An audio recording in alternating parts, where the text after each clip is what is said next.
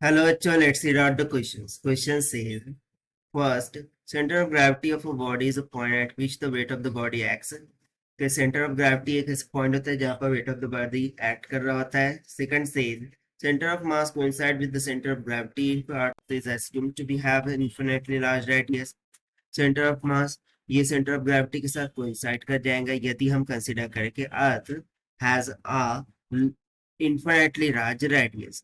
Statement third says to evaluate the gravitational field intensity due to any body at an external point, the entire mass of the body can be considered to be concentrated at its center of gravity. So यदि हमें gravitational field intensity को evaluate करना हो किसी body के लिए at external point, so जो entire system of the body होगा उसको हमें consider करना होगा concentrated to be at center of gravity. Fourth says the radius of gyration of any body rotating about an axis is the length of perpendicular drop from the center of gravity of the body to the axis. जो radius of gyration होता है किसी body के लिए जो कि rotate कर रही होंगी किसी एक्सिस के अराउंड में, so basically length of perpendicular drop from the center of gravity होता है उस बॉडी का to that of axis. So when one of the following pairs of statement is correct, यानी कि इनमें से कौन सी ऐसी दो स्टेटमेंट है जो करेक्ट हो जाएंगी वो हम यहाँ पर चूज करके बताना है. तो चलिए स्टार्ट करते हैं हम सोल्यूशन से. But before of that let's talk about the key concept which we are going to use here for this question. So यहाँ पर सबसे पहले तो हम सेंटर ऑफ मास कॉन्सेप्ट का यूज करेंगे. The center of mass means to say the point at which the mass of the body is to be concentrated, and the second point we are going to use will be center of gravity. Center of gravity. तो centre of gravity ये एक ऐसा point होता है जहां पर weight of the body concentrated होता है. सो इन्हीं कंसेप्ट का हम यहाँ पर यूज करना है. तो स्टार्ट करते हैं फिर सोल्यूशन से. सो फर्स्ट स्टेटमेंट के लिए यदि मैं मानूं कि मेरे पास एक रैंडम फिगर, ठीक है, और यहाँ पर ये एक पॉइंट है और इस बॉडी का मास में मान लो m के इक्वल है. So due to acceleration gravity downward direction में जो फोर्स लग रही है वो mg के द्वारा, यानी कि इस ग्रेविटेशनल की वजह से जो बॉडी है वो स्थिर नहीं रह सकती. बट बेसिकली यदि मैं यहाँ पर बात करूँ सेंटर ऑफ ग्रेविटी, तो मान लो कि ये वह सेंटर ऑफ ग्रेविटी है. सेंटर ऑफ ग्रेविटी बेसिकली एक ऐसा पॉइंट होता है जहां पर weight of the body is to be concentrated. Weight of body is concentrated, जिस वजह से ये जो सेंटर होता है वो क्या बन जाता है, gravity, form of centre of gravity. So इस concept के according statement first will absolutely become correct. Now in statement 2, अब यदि मैं बात करूं center of mass, तो center of mass का मैंने बताया कि ऐसा point जहां पर mass concentrated है, where mass is to be concentrated, where mass concentrated. But जैसा कि हमने देखा कि center of gravity is a imaginary point in a body of matter where total weight of body is concentrated.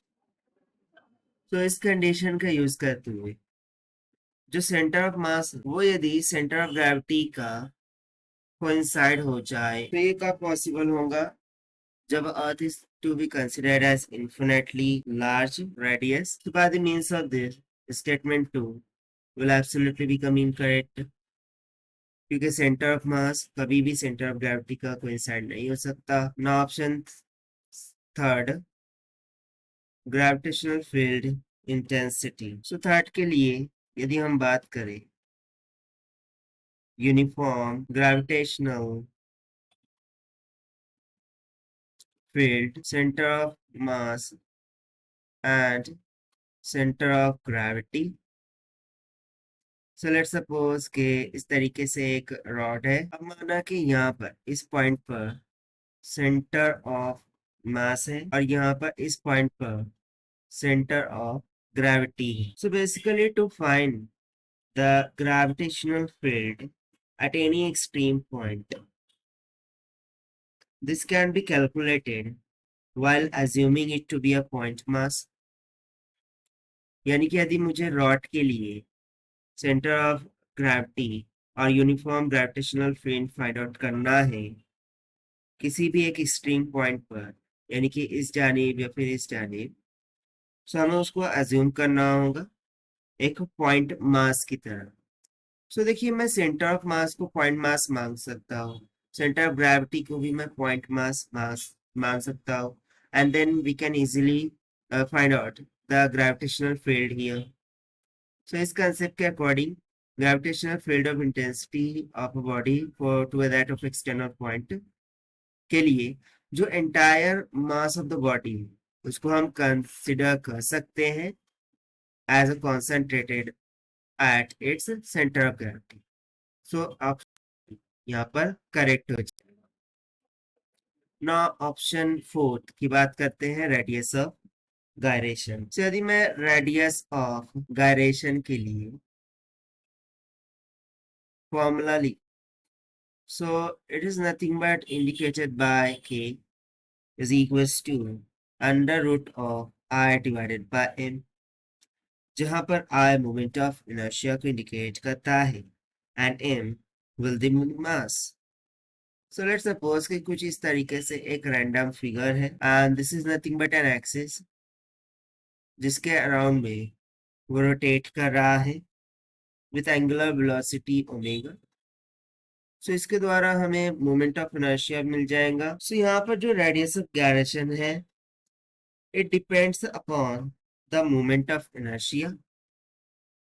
So we would say that depends on moment of inertia. तो चूंकि ये moment of inertia पर depend कर रहा है, that is why the radius of gyration of any body while rotating about an axis will not going to be the length of perpendicular drop from the center of gravity of the body to the axis।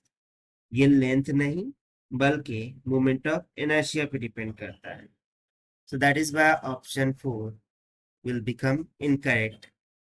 So only statement first and third are correct. That is why option B is correct। So this is the required solution. I hope you understand. Well, best of luck. Thank you.